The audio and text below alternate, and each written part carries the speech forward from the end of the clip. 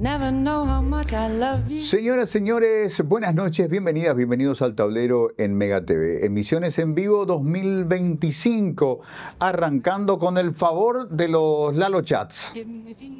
Asunto sísmico, suena de fondo Soda Stereo. Cuando pase el temblor no va a pasar, habrá réplicas y habrá más fracturas de las capas tectónicas de la política paraguaya, habrá más nombres y más personas que van a comenzar a sudar frío. ¿Cuántos dormirán esta noche con pastillitas para el buen dormir? Pastillas para no soñar, como decía Joaquín Sabina, debido al temor de que los próximos chats que vayan saliendo de la extracción de datos del celular del asesinado diputado colorado y cartista Eladio Gómez llegue a aludirles en alguna situación muy comprometida. Mientras tanto, la centralidad que adquiere esto y sus características muy fuertes, que revelan la sociedad entre la mafia y el poder colorado en Paraguay, y que en buena síntesis la mafia es el poder colorado en Paraguay, en horrible y peligrosa síntesis. Otros bolsones de la mafia continúan impunes. Por ejemplo, esto que en el medio digital online PI, muy breve pero muy específicamente, compartía con sus seguidores en la red social ex Twitter, y que muestran, por si no se entiende muy bien la imagen, a una persona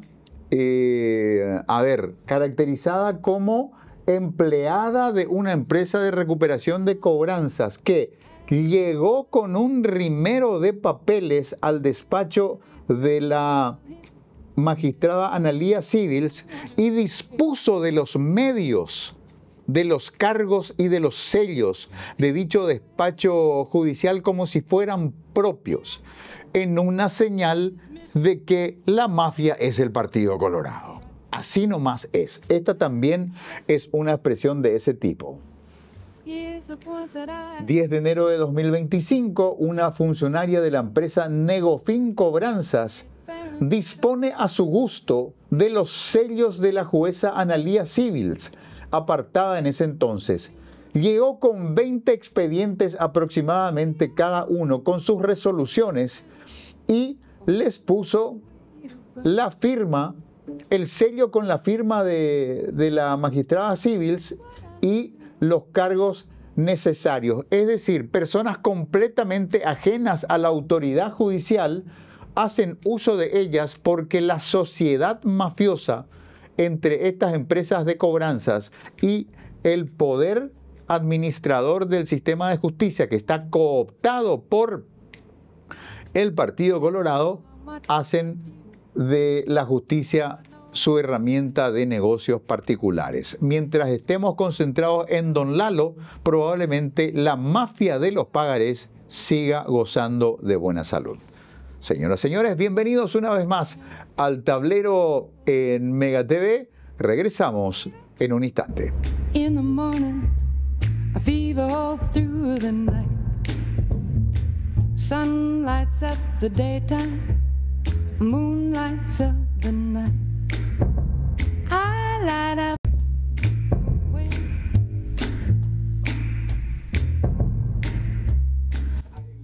Señoras, señores, de regreso del corte, agradeciendo a Martín Benialgo compartir con nosotros la publicación de su libro de cuentos y recuerdos. Martín Benialgo, hermano del querido Eduardo Benialgo, recientemente fallecido.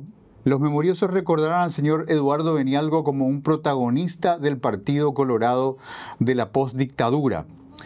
Los Benialgo eran una familia cuyo padre era un señor ganadero que salió sorteado, entre comillas, para recibir la visita de algún generalote de Stroessner que le dijo: señor Benialgo, ¿cómo le va, señor Benialgo? Sí, ¿cómo le va, señor? ¿Usted es el dueño de esta estancia? Sí, yo soy el dueño. Bueno, a partir de mañana deja de ser el dueño. Salga inmediatamente de acá y váyase con lo que pueda y con lo que tenga. Mañana va a haber un nuevo dueño y si ese nuevo dueño le encuentra a alguien acá, a balazos lo va a sacar. Bueno, los Benialgo se fueron al exilio con lo puesto y empezaron de cero nuevamente en Goya Corrientes.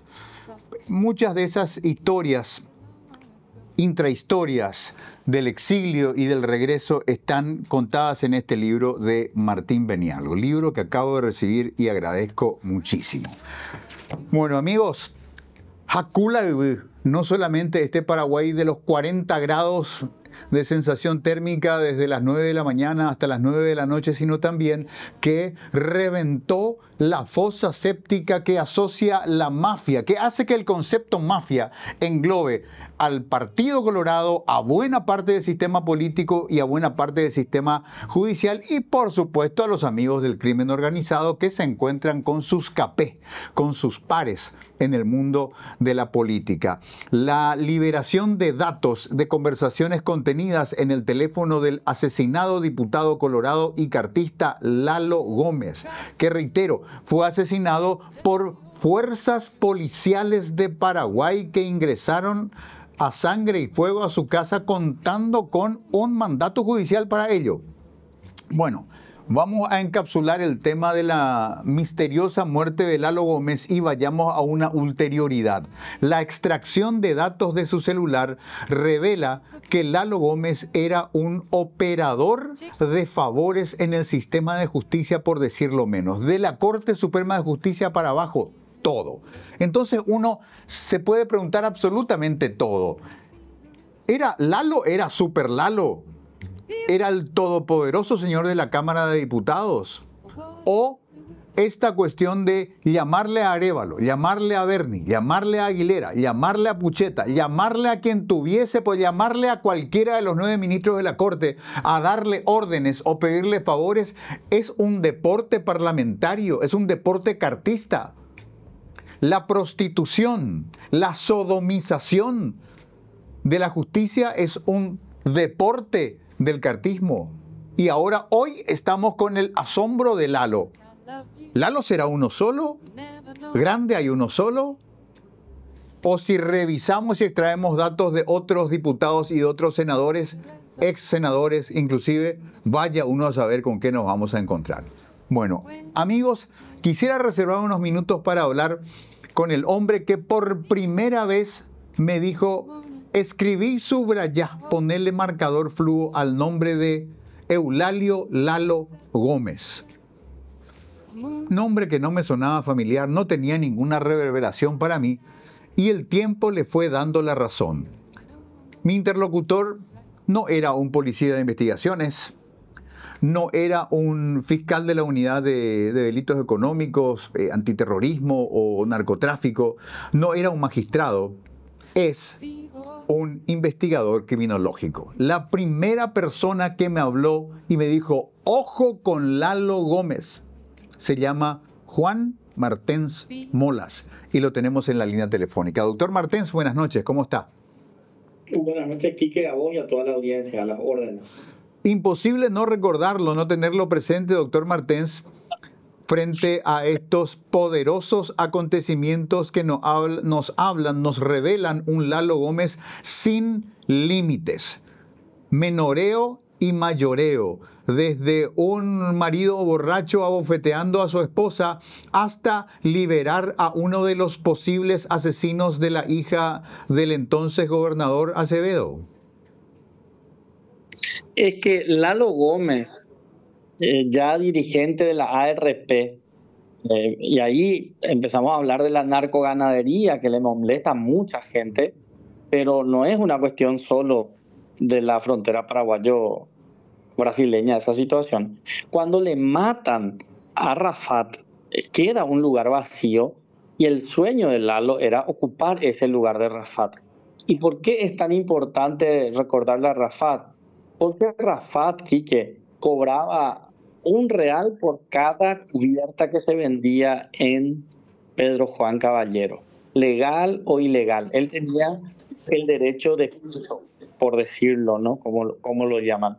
Y Lalo aspiraba a eso, y cuando nosotros empezamos allá ya por el 2019, nuestras primeras indagaciones sobre la estructura mafiosa en Paraguay, el nombre de Lalo empezaba a surgir de una manera brutal, de cómo él se estaba instalando, cómo tenía secretarios, pero así, secretarios dentro del Poder Judicial, secretarios dentro de la gobernación, secretarios en otras esferas de gobiernos. Entonces, por eso su nombre surgía tan fuertemente como una persona capaz, por lo menos, de intentar ocupar el lugar que dejó alguna vez Rafat. Ahí empezamos a seguirle. Académicamente estamos hablando, ¿no? Para conocer un poco los territorios de frontera, hablando con colegas de Brasil, y ahí empezaba a surgir la estrategia de coloradizar el departamento de Amambay. Lo lograron en la gobernación. Hoy un secretario de Lalo prácticamente es el ex secretario de Lalo es el gobernador de Amambay, Juancho Acosta, y estaban preparando a su hijo, este que está preso ahora, para ser intendente de Pedro Juan Caballero, muy vinculado también a un grupo de brasileños que quieren ocupar del otro lado, quieren ser presidente, prefeito de Foz. Se estaba armando toda una estructura del lado paraguayo, del lado brasileño, para copar estas instituciones y actuar como ahora estamos viendo, ¿no? Esto es mafia aquí, que en términos criminológicos. Eh, Hola. Sí, doctor Martín, lo estamos escuchando muy atentamente. Que en términos criminológicos lo que revela estas conexiones telefónicas es ya la instalación de una estructura mafiosa, es ingresar al Estado para ganar impunidad, para potenciar ese poder económico, ese poder de negociación, poder usar toda la estructura institucional a favor de la delincuencia, de la criminalidad. Entonces, ese era Lalo, y por eso que su nombre sonaba tan fuerte como para ser un capo de frontera aquí.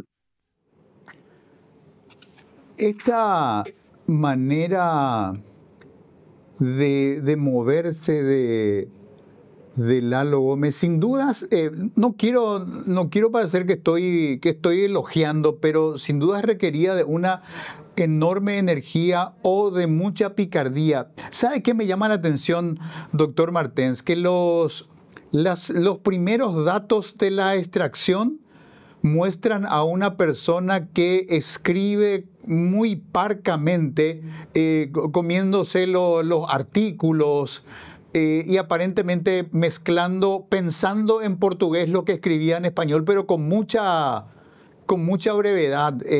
Doctor, don Lalo, lo estamos esperando, y el hombre decía, vamos a ir, por ejemplo, ¿verdad? Evidentemente una persona que no tenía en apariencia un manejo muy fluido de la lengua castellana o del dominio escrito de la lengua. Sin embargo, hoy hemos visto otros textos en los cuales conversa con Enrique Berni, miembro del jurado de enjuiciamiento de magistrados, y la ortografía es perfecta. Yo cuando vi eso dije, caramba, aquí alguien más está escribiendo. Probablemente el que está operando para Lalo le dio su teléfono y el tipo escribía, abre signo de interrogación. Apreciado doctor Berni, ¿sería posible que usted reciba a las dos juezas del día de mañana en su despacho? Cierra signo de interrogación. Esas prolijidades no se ven en los primeros textos extraídos y presentados por el magistrado Osmar Legal. Entonces, de todos modos, estamos hablando de una persona que se las arreglaba para tener omnipresencia y, por ejemplo, manejar campañas y actividades de proselitismo en Amambay a favor de la candidatura de Enrique Berni, para luego ponerle un collarcito en el cuello a Enrique Berni y hacer absolutamente lo que él quisiera. Pasa que es una persona que estaba acostumbrada a dar órdenes, y dependiendo de quién sea el interlocutor, le escribía como patrón o ordenándole, o le escribía como igual, o le escribía con mayor consideración. Esa es una cuestión. El otro punto es que efectivamente él siempre tuvo abogados no tan no tan formados, pero abogados dentro de su séquito de secretarios. Entonces, también esa posibilidad de que puedan escribir con mayor precisión, tanto en castellano como en portugués, ¿verdad? Entonces, efectivamente, esto que vos decís, la actividad mafiosa de ese nivel exige mucho trabajo, exige manejo de información. Por eso es que se le llama delincuencia profesional, Quique.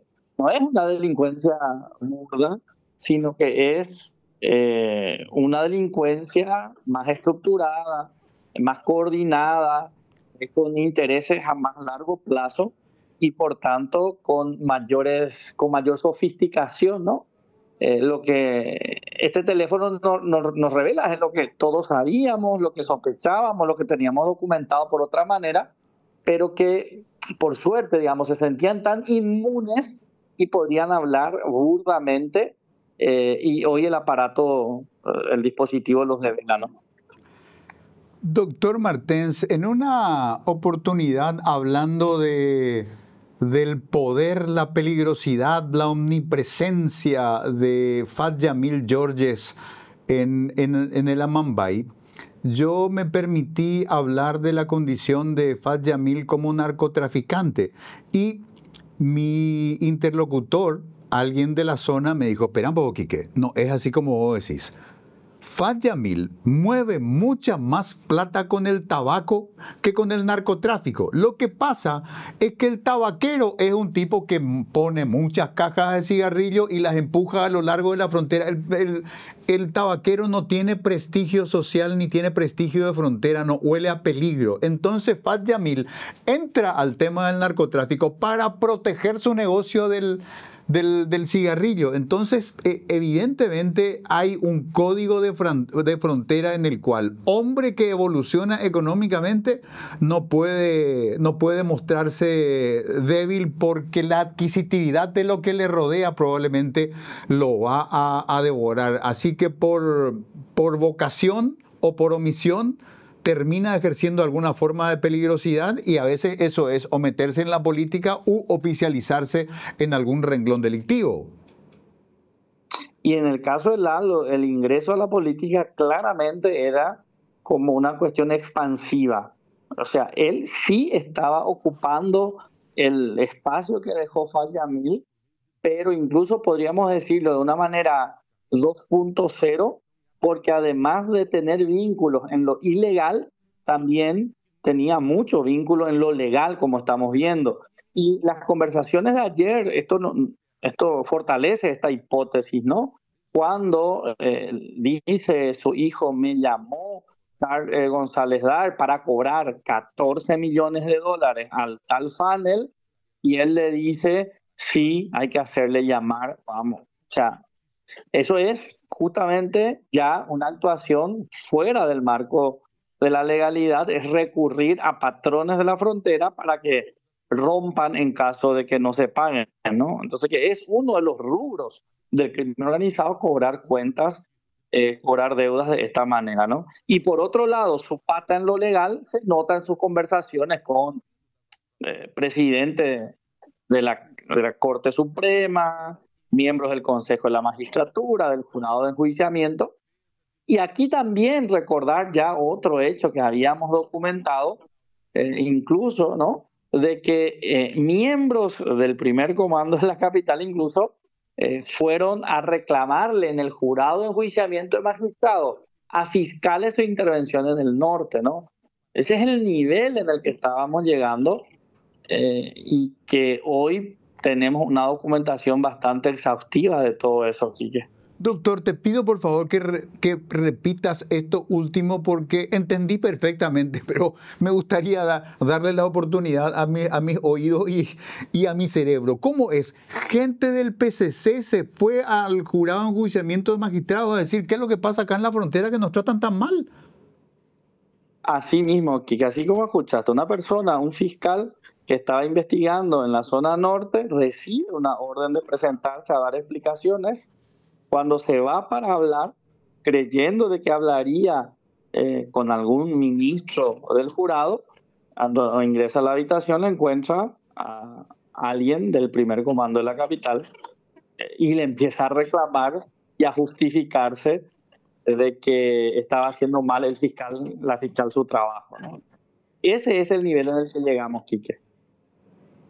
Pero esto es descalificante. Cuando yo escucho esto, que usted lo dice con la responsabilidad de un compilador de datos con calidad científica, entiendo la bronca de una mujer por lo general prudente, de muy buenos modales, de un tono casi musical en su voz, como la diputada Rocío Vallejo, que ayer decía, hay que destruir el Consejo de la Magistratura.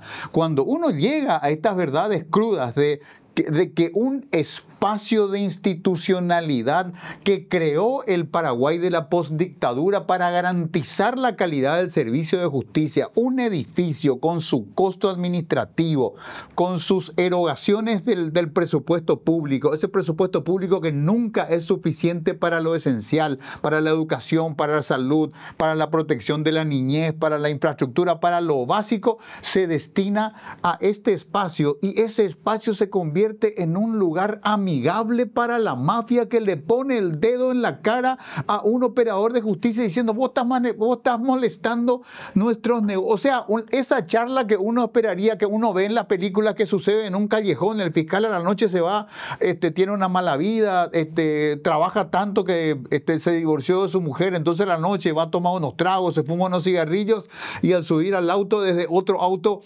alguien baja el vidrio del asiento de atrás y es el poderoso narcotraficante que le dice, che, me está jodiendo, la próxima vez no va a ser conversación, va a ser plomo, ¿verdad? Eso es nivel Hollywood. Acá en el cine paraguayo resulta ser que el narco está dentro del jurado de enjuiciamiento de magistrados y le dice al fiscal que le está molestando, pero esto es de una brutalidad que no cabe.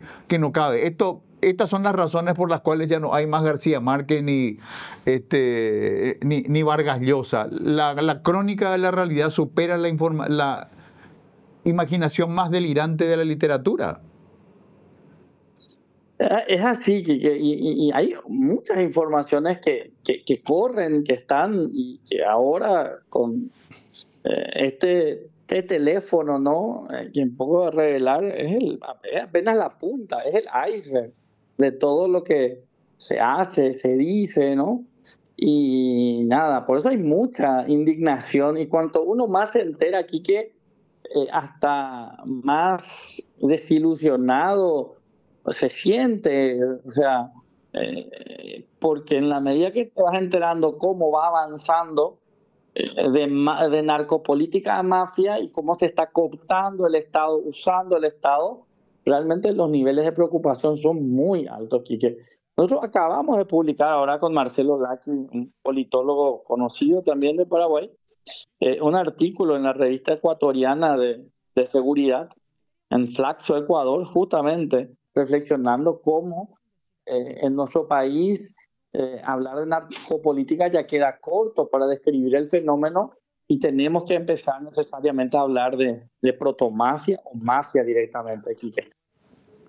Doctor Martens, hubo un tiempo, 10 años atrás, 12 años atrás, donde mirando el fenómeno de Pedro Juan Caballero decíamos, cuidado que si esto se extiende, si estas prácticas se extienden, Paraguay se va a colombianizar o se va a mexicanizar. Hoy día el riesgo es ecuatorianizarnos, es decir, que las grandes redes del crimen organizado que operan desde las cárceles desafíen con su poder armado a las fuerzas regulares de un país, como ha sucedido en Ecuador. Y tal vez aquí no haga falta aquí que desafiar a la fuerza de un país porque está cooptado, está tomado y esa fuerza está a su servicio. O sea, ese es un punto para empezar a pensar del por qué justamente no se dan esos tipos de enfrentamientos, porque como dice el PBCC en Brasil, ¿verdad? Cuanto más cooptemos al Estado, mejor trabajaremos. Doctor Martens, murió Lalo Gómez y su reemplazante es un jugador pequeño, un jugador residual del ambiente político barra empresarial barra periodístico de Pedro Juan Caballero, y pareciera ser que en la pirámide del poder este hombre pesa muy poco. Entonces quizás la balanza del poder hace que empecemos a mirar más fuerte al gobernador Juancho, por ejemplo. Juancho era secretario de Lalo, Quique. ¿Qué podemos esperar de un secretario de Lalo? Bueno, le hago un silencio incómodo porque justamente en este momento recuerdo la conversación que tenía anoche con el periodista Pedro Juanino Aníbal Gómez Caballero, que me decía que el padre de Katia Uemura era guardaespaldas de Fayamil.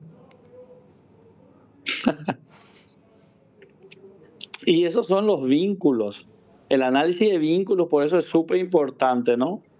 Desde la creación del municipio de Cerro Coraí, que es una cosa que no tiene mucho sentido, pareciera demográficamente, pero políticamente sí con mucho sentido, en donde dos narcos pugnaron en las internas coloradas y el narco menos poderoso fue impedido de seguir depositando votos por el otro narco que resultó ganador, ¿verdad? Y eran del equipo de Juancho.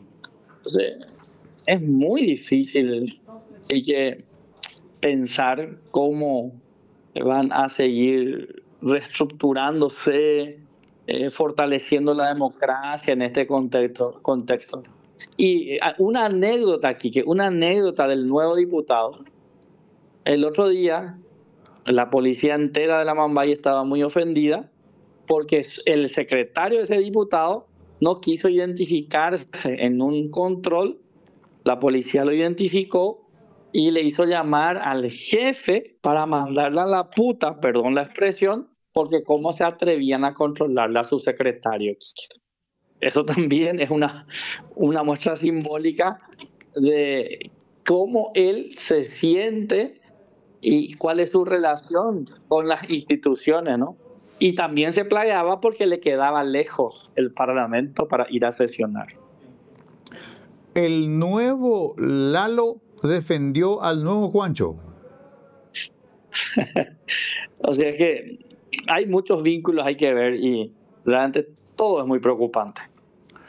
Doctor Martens, muchísimas gracias. A las órdenes, Quique, siempre. Y hay que reivindicar la ciencia social siempre porque ayuda a pensar y a entender la realidad, Quique. Sí, señor. El doctor Juan Martens Molas, destacado profesional del Foro Científico, investigador con CONACYT, con muchos papers importantes publicados, muchos de ellos disponibles también en las bibliotecas digitales, material de acceso gratuito. Su trabajo de investigación sobre la ruta del combustible clandestino en Paraguay, la moneda que cobra la Armada paraguaya para permitir que cualquier cosa se pueda mover río arriba o río abajo en la hidrovía. Es uno de los motivos por los cuales en Paraguay casi cada media cuadra hay una estación de servicio. Hay una sobreabundancia de disponibilidad de combustible. ¿Quién provee? Provee la Armada. ¿Por qué provee la Armada? Porque es la moneda con la que cobra los favores para permitir que lo que deba navegar, legal o ilegal, circule por el río Paraguay. Ese, por ejemplo, es un trabajo muy bien documentado del doctor Martens. Reitero, la primera persona que me dijo, anotá este nombre, Eulalio Lalo Gómez, y vas a ir viendo quién es que hace y hacia dónde va. Desde Ultratumba, Lalo Gómez está provocando un terremoto en la política paraguaya. Ya pasó algo muy importante, pero parece que lo mejor / peor está por venir, porque esta metástasis, esta podredumbre, explota hacia la opinión pública, pero también hay una implosión dentro de la mayor organización mafiosa del Paraguay, que es el Partido Colorado. Y les quiero dejar con esto, amigos, amigas.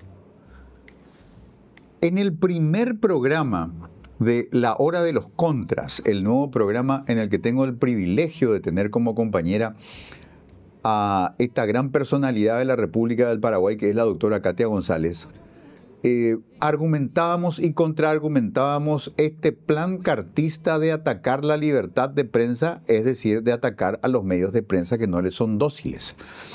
Y yo le decía, Katia, no se olviden de Cabezas. Y le recordaba que un todopoderoso hombre de las contrataciones públicas en los tiempos del menemismo, el empresario Yabram, se enojó porque un fotógrafo de la revista Noticias, José Luis Cabezas, le tomó una foto a él y a su esposa. Yabram era el poder detrás del poder y no tenía rostro. No tenía rostro. Era una persona completamente desconocida.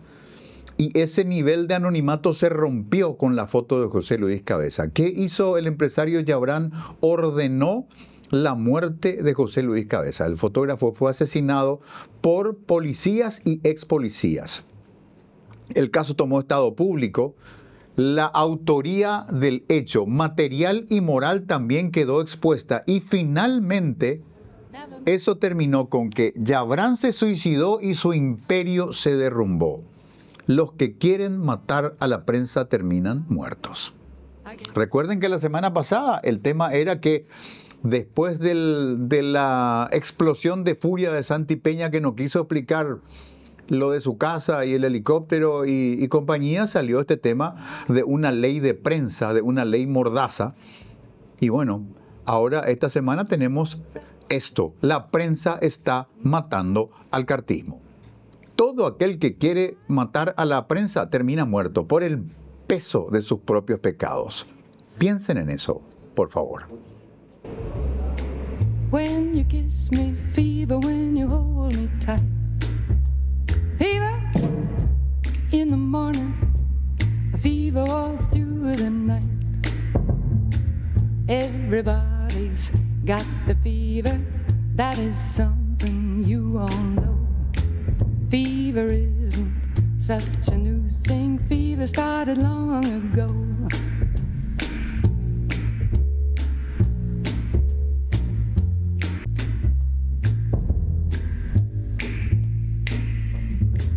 Never know how much I love you. Señoras y señores, tal como al cerrar el bloque anterior hacíamos alusión a la famosa frase, no se olviden de Cabezas, yo abriría este segmento del programa diciéndoles, no se olviden de Marcelo Pecci. Está haciendo mucho ruido la cuestión de Lalo Gómez, de Orlando Arévalo y probablemente de otras figuras tanto del ámbito de la Administración de Justicia como de los poderes parlamentarios y del ámbito político colorado en general. Pero no se olviden que hoy el presidente colombiano Gustavo Petro habló del caso Pecci y de las omisiones tanto en Paraguay como en Colombia y de cómo curiosamente Sebastián Marcet quedó fuera del radar de la investigación. Vamos a dedicarle tiempo a eso también. Pero mientras tanto es importante saber esto que estaba pasando desde hace 8 años. Hace 8 años, hace al menos 8 años, que Eulalio Lalo Gómez ya estaba bajo la mira de los servicios de inteligencia de la República Federativa de Brasil. Cuando Martens, en tiempos mucho más recientes, tenemos que irnos a el comienzos de 2023, campaña fuerte del Partido Colorado, candidatos aquí, candidatos allá, y aparece Lalo Gómez. Y aparece esta indicación del doctor Martens que nos decía, síganle en la pista a Lalo Gómez y van a descubrir cosas interesantes. Cada vez que nosotros hablábamos de que Lalo Gómez estaba observado por los servicios de inteligencia de Brasil, nos miraban como diciendo, ¿qué es lo que estás hablando? Porque yo no tengo ni la más pálida idea.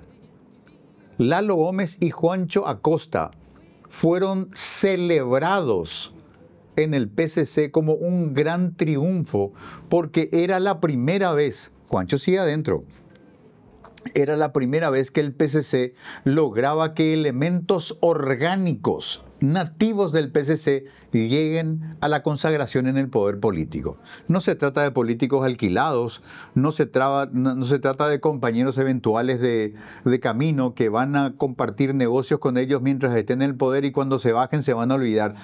Gente que son soldados del PCC y les pase lo que les pase en el mundo de la política y en los negocios, van a seguir siéndolo. Así que también vale subrayar Juancho Acosta. Vale subrayar. Pero volvamos a la mirada brasileña a Eulalio Lalo Gómez. Cuando acá todo el mundo quería saber quién era este hombre silencioso, no hablaba, nunca hablaba Lalo Gómez. Recuerden aquella balacera contra un vehículo blindado en la Costanera en pleno día, que se dijo era un vehículo de Lalo Gómez, después se dijo no, fue un intento de asalto, no, era un vehículo de Lalo Gómez y ya lo atacaban a Lalo Gómez. Ya le jugaron a muerte en Asunción, a escasa distancia del Palacio de López y del Congreso. No era poca cosa. Si se llegaba a concretar eso, la ritualidad de esa muerte hubiese sido de altísimo impacto. Lo iban a matar a menos de 1 kilómetro de distancia del Palacio de López y del Palacio Legislativo. Pero vamos a este informe del domingo espectacular de la Rede Record, la Red Record del Brasil, hablando de quién era para ellos y probablemente con mayor énfasis de vuelta volverán a hablar del tema Lalo Gómez. Pecuarista milionário da fronteira. Quem é o deputado federal paraguaio que nasceu no Brasil e que, segundo autoridades dos dois países, negocia com traficantes de drogas brasileiros? O Domingo Espetacular foi até o Paraguai para desvendar as relações desse parlamentar que apareceu em investigações brasileiras, mas que no país vizinho segue uma rotina normal, longe da polícia e da justiça. Fazendas e fortunas, conexões suspeitas, política e narcotráfico. Um brasileiro eleito deputado federal no Paraguai aparece em investigações da Polícia Federal como colaborador de grandes narcotraficantes brasileiros. O deputado Eulalio Gomes, de 68 anos, nasceu em Ponta Porã, no Mato Grosso do Sul. Ele também possui nacionalidade paraguaia. No país vizinho, Lalo Gomes se tornou um pecuarista rico e famoso. O patrimônio dele soma 952 bilhões de guaranis, ou 720 milhões de reais, segundo a declaração de bens de 2023. São 14 fazendas, quase 15 mil cabeças de gado, 7 carros de luxo, avião particular, um modelo como esse aí, e ações na Bolsa de Valores. Mas a Polícia Federal Brasileira associa a fortuna do deputado federal paraguaio do Partido Colorado a negócios com criminosos brasileiros. Esse jornalista investigativo do Paraguai fez um pente fino nas contas do deputado Eulalio Gomes. Patrimônio muito grande para alguém que é paraguaio. Aqui é um país pequeno e pobre, sobretudo Lalo, que está no estado de Amambai, que é pobre e está muito vinculado com o narcotráfico. Documentos da Polícia Federal e Ministério Público Federal do Brasil e ainda dos órgãos de controle do Paraguai, obtidos com exclusividade pelo jornalismo da Record, revelam transações financeiras de Lalo com grandes traficantes da fronteira. Luiz Carlos da Rocha, o Cabeça Branca, preso na Penitenciária Federal de Brasília, foi um dos maiores exportadores de cocaína da história do Brasil. Em uma planilha de contabilidade do traficante Cabeça Branca, apreendida pela Polícia Federal Brasileira, o nome do deputado Lalo Gomes apareceu associado a movimentações financeiras que somam 3 milhões de dólares entre 2014 e 2016. Neste documento da Polícia Federal, entregue em 2017 ao Ministério Público paraguaio, Eulálio Gomes é apontado como uma das pessoas que mais cresceu com os negócios da organização criminosa de Cabeça Branca. Ainda segundo o relatório, o deputado recebeu imóveis do traficante e usou os bens para conseguir empréstimos bancários. O dinheiro foi investido em empresas ligadas à Cabeça Branca. Outro parceiro de negócios do deputado paraguaio é o Clã Mota, família de traficantes brasileiros da fronteira que fornece cocaína para o PCC, conforme denúncia do Ministério Público Federal. Nossa reportagem conseguiu mensagens trocadas entre o deputado e Antônio da Mota, o patriarca do clã. Mota pede a Lalo que desconte um cheque no valor de $50 mil. Disse que precisava fazer um dinheiro. O traficante envia uma foto do cheque e o deputado responde: vamos ajudar. Evidências, sim.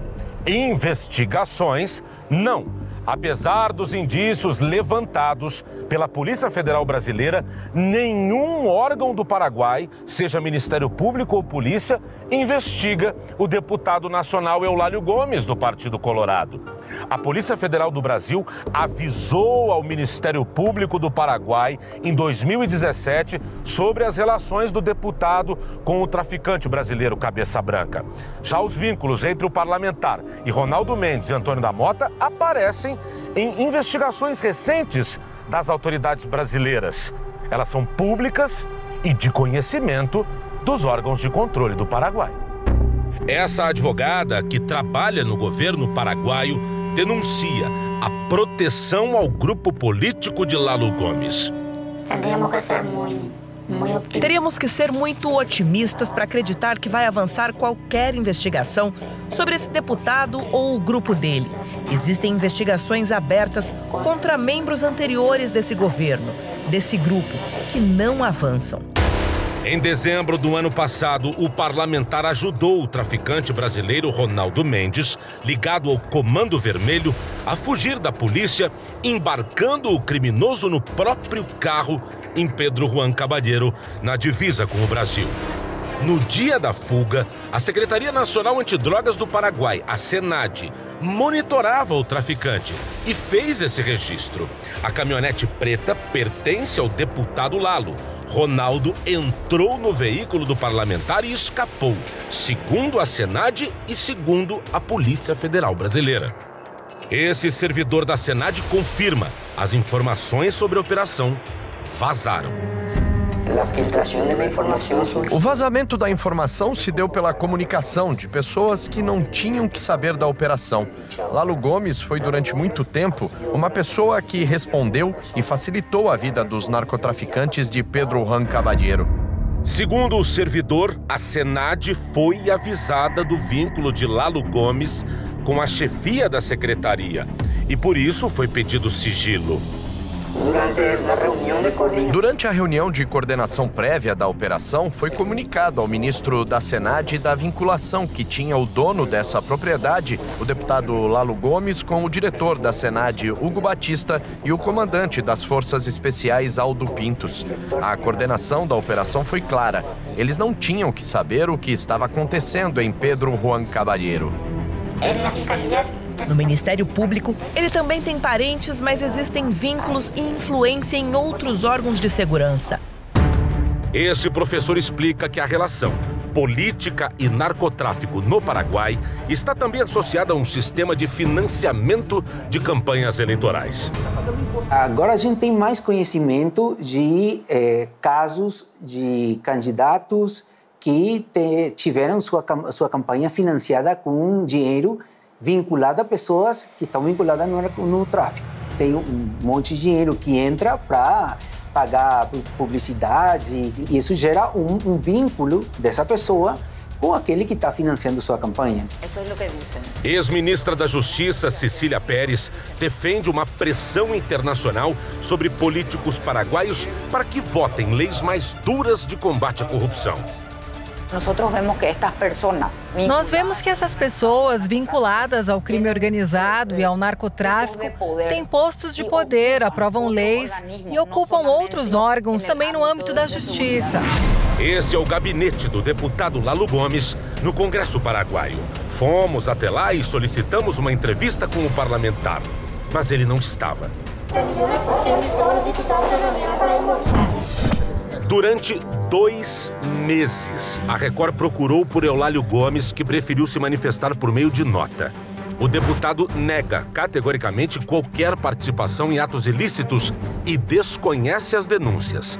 Afirma ainda que nunca foi intimado pelo Ministério Público do Paraguai e Ministério Público Federal Brasileiro. Encerra a nota dizendo que não tem antecedentes criminais e que não existem processos judiciais contra ele.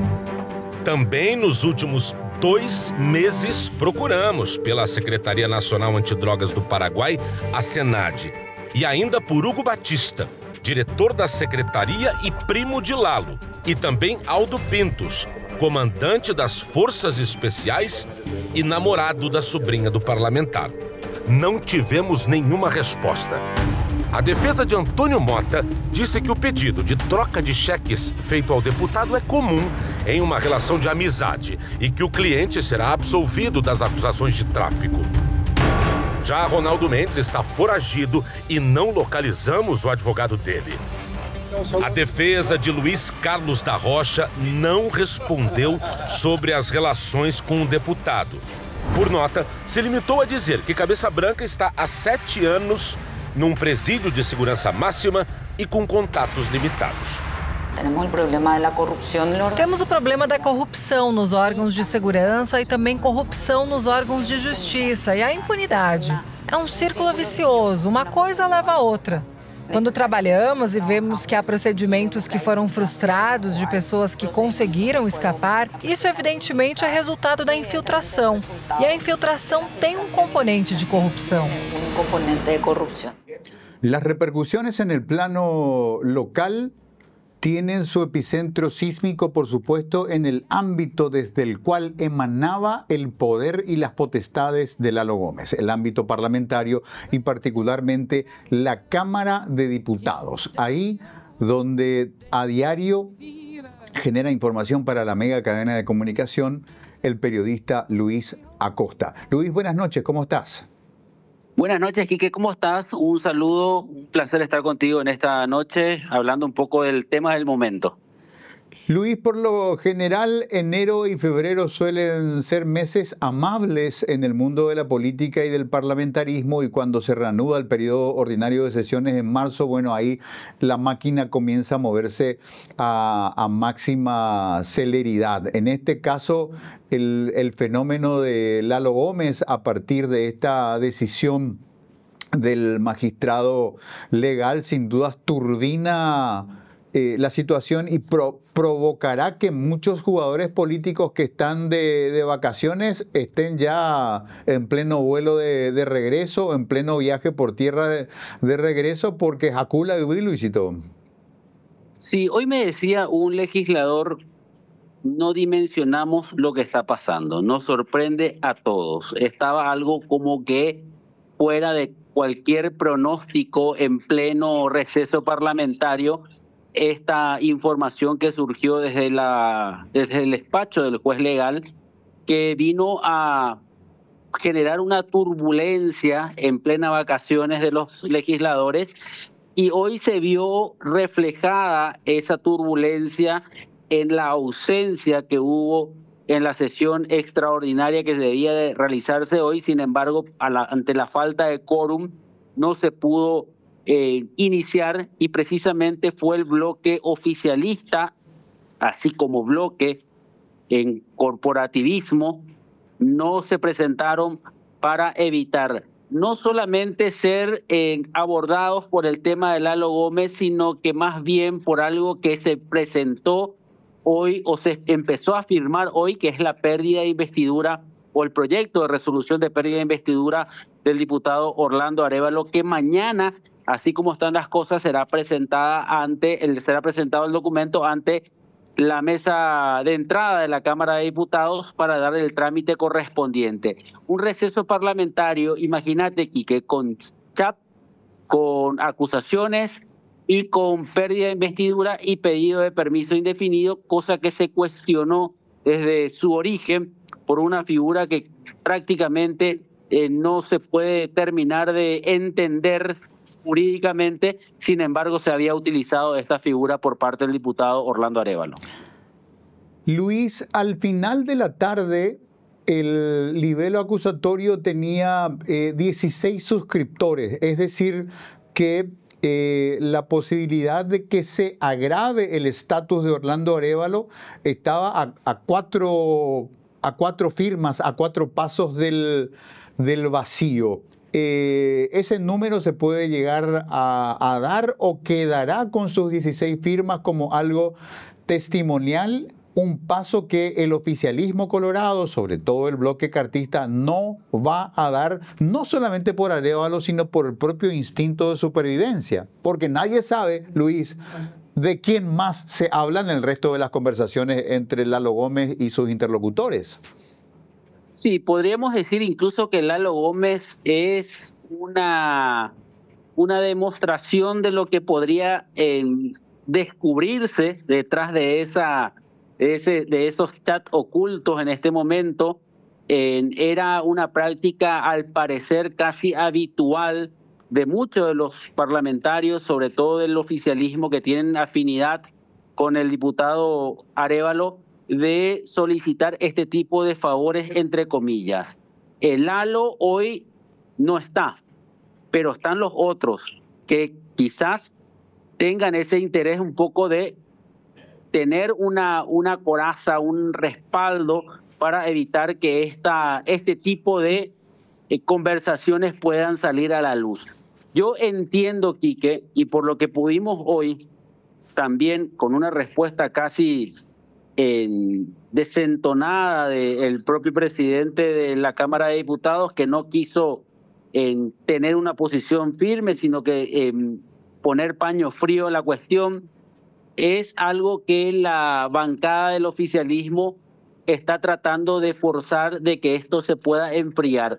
Hoy incluso le habíamos mencionado a algunos parlamentarios de la disidencia que han acompañado con su firma este pedido de pérdida de investidura, que ellos no van a dejar que esto se enfríe, es decir, que van a insistir a pesar de no tener asegurados los votos, porque el cartismo va a bloquearse con sus aliados para que esto no pueda correr. A ver, ahora hay que mirar un poco qué viene a partir de ahora con la presentación del día de mañana. ¿Qué va a pasar en Cámara de Diputados? Estamos en receso parlamentario. Hoy estamos el día prácticamente la primera semana de febrero. Estamos todavía a 3 semanas que pueda iniciar el periodo ordinario de sesiones. Esto podría seguir siendo utilizado por el cartismo para alargar la cuestión, llegar hasta marzo a ver qué pasa. Apreciado amigo y colega Luis Acosta, te doy un abrazo con la gratitud de la audiencia de Tablero por este aporte periodístico tuyo. Muy bien, Quique, es un placer estar contigo esta noche. Vamos a estar muy atentos a los próximos pasos que se van a dar. Hoy incluso surgió la versión de una renuncia, porque primeramente fue el pedido de permiso indefinido de Arévalo, después surgió la renuncia. Sin embargo, hasta ahora, según las informaciones que manejamos, no cambió esa figura del pedido de permiso indefinido.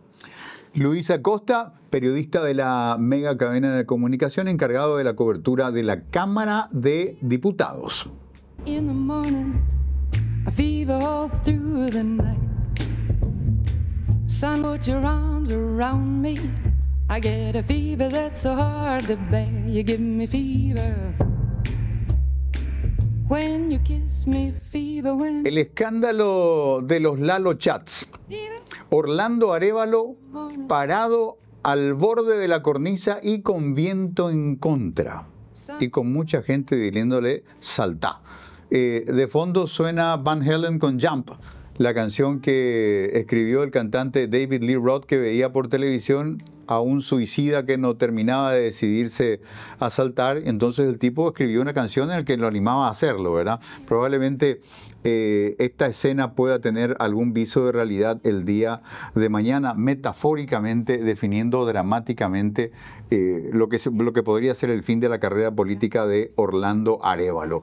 Vamos a ampliar más la mirada sobre esta situación, agregando a nuestra periodista Martina Cardoso, encargada de la cobertura del acontecer de la Cámara Alta del Congreso, pero como ustedes saben es periodo de receso parlamentario y se conjunta un poco la tarea con legisladores de ambas cámaras, pero ahí está la mirada experimentada de Martina Cardoso para darnos aportes en esta materia que cambia de minuto a minuto. Martina, buenas noches, ¿cómo estás?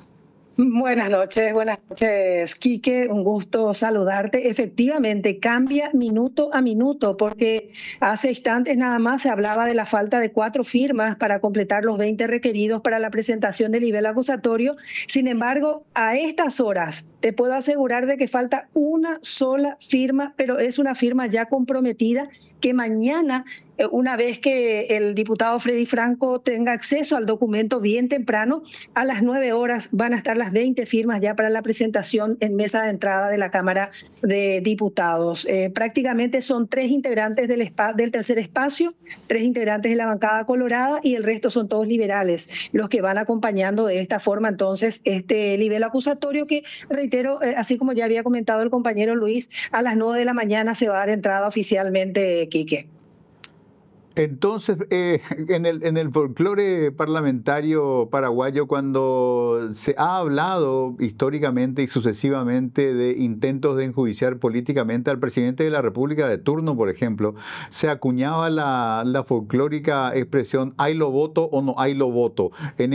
O sea, si hay votos, hay juicio, entonces el día de mañana también se llegará al número adecuado para que este paso pueda ser dado. Ahí lo voto, Martina. Ahí lo aclaremos, Quique. Hay votos para presentar la acusación. Ahora, votos para votar una eventual destitución o expulsión de la Cámara de Orlando Arévalo todavía está en duda, porque hay que destacar de que toda la bancada prácticamente de Honor Colorado ha cerrado filas, se ha llamado al silencio y no existe un pronunciamiento de acompañamiento a esta propuesta. Lo que sí va a quedar por lo menos abiertamente la propuesta de la oposición y un sector del Partido Colorado de la necesidad de expulsar, teniendo en cuenta todos los elementos que están a la vista y que se ajustan plenamente al uso indebido de influencias fehacientemente comprobado. Pero quiero nomás rescatar un detalle de una entrevista que tuvimos esta mañana con el senador Mario Varela. Mario Varela, en el contexto del comentario que me hacía, un punto me llamó la atención. Me dice él, hay que esperar que la justicia actúe porque hay una causa abierta y hay una investigación y eso se respeta. Ahora bien, esa mirada no la tuvieron con Katia González cuando a tambor batiente, en pleno receso parlamentario y sin ninguna causa penal de por medio, ninguna investigación fiscal de por medio, ella fue sacada por la simple mayoría que tenían en ese momento. Sin embargo, cuando se trata de un Colorado, evidentemente que hay que respetar el debido proceso, hay que esperar la investigación, hay que esperar una sentencia para luego depositar el voto. Ese detalle nomás quería resaltarte también, la diferencia que hay cuando se trata de un Colorado y cuando se trata de un referente de la oposición, Quique. Un mundo de diferencia. Martina, imaginablemente los 3 votos colorados son los de Roberto González, Mauri Espínola y Dani Centurión. Efectivamente, ellos ya firmaron, ahí está el documento, justamente acabo yo de compartir, seguramente lo tenés también a mano para compartir con la teleaudiencia, pero ellos ya firmaron respectivamente, son solamente 3 los colorados de la disidencia. Y los 3 votos del tercer espacio son de Joana, Raúl y Rocío respectivamente, ya después son todos liberales los firmantes. Y la última firma que faltaría sería de Freddy Franco, que comprometió su firma para mañana temprano, antes del horario de la presentación que está fijada para las 9. Martina, hoy hablaron referentes de la mesa chica del cartismo en términos que dan a entender de que habría desde ese espacio de decisiones, espacio en el que hace un año se definía la expulsión de Katia González, por ejemplo, de que la relación Honor Colorado-Orlando Arévalo llegó a su fin. ¿Eso podría eventualmente modular un posicionamiento, una ruptura del silencio y una participación activa de la bancada de Honor Colorado en la Cámara de Diputados? Efectivamente, de confirmarse la información que de hecho ya está circulando de que soltarían la mano de Orlando Arévalo, eso significaría ya una aprobación eventualmente por unanimidad, porque hay que destacar que fuera del grupo de Honor Colorado todos están acompañando la presentación de este pedido de pérdida de investidura. Pero reitero, de confirmarse realmente de la decisión política de Honor Colorado de soltar la mano a Arévalos, eso sí sería se traduciría directamente en la expulsión ya de manera casi inmediata del legislador.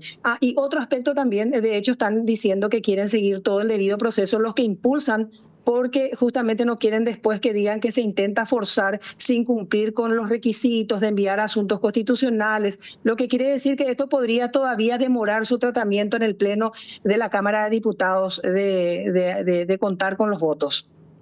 Martina, muchas gracias. ¿Cómo no, señor? Cuando gusta, hasta luego. Martina Cardoso, periodista de la Mega Cadena de Comunicación, responsable de la cobertura de la Cámara Alta del Congreso Nacional. Con esto, señoras, señores, culmina nuestra labor de la noche de hoy. Muchas gracias. Never know how much I love you. Never know how much I care. When you put your arms around me, I get a fever that's so hard to bear. You give me fever when you kiss me, fever when